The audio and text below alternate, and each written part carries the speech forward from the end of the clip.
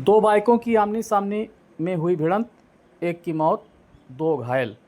चमरपुरवा चौराहे पर बुधवार की दो मोटरसाइकिलों की आमने सामने भिड़ंत हो गई, जिसमें 3 युवक गंभीर रूप से घायल हो गए। इनमें से एक युवक को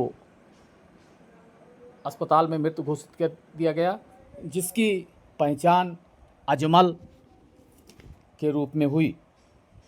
थाना मल्हीपुर क्षेत्र के ग्राम पंचायत भगवानपुर भैसाही के मजरा भगवानपुर निवासी हारून खान तथा पुत्र मुबारक बुधवार की दोपहर अपनी मोटरसाइकिल से मल्ही चौराहा जा रहे थे। जैसे ही मल्हीपुर बाबागंज मार्ग पर चमरपुरवा चौराहे पर पहुंचे, सामने से तेज रफ्तार से आ रही दूसरी बाइक से टक्कर हो गई। दूसरी मोटरसाइकिल पर भी इसी गांव के निवासी अफजल खान पुत्र मंगलू तथा पीछे बैठे हसीब खान पुत्र अजीज सवार थे। भीषण टक्कर में तीनों युवक सड़क पर लहूलुहान होकर गिर गए। चौराहे पर मौजूद राहगीरों ने एम्बुलेंस की मदद से अस्पताल पहुंचाया, जहां पर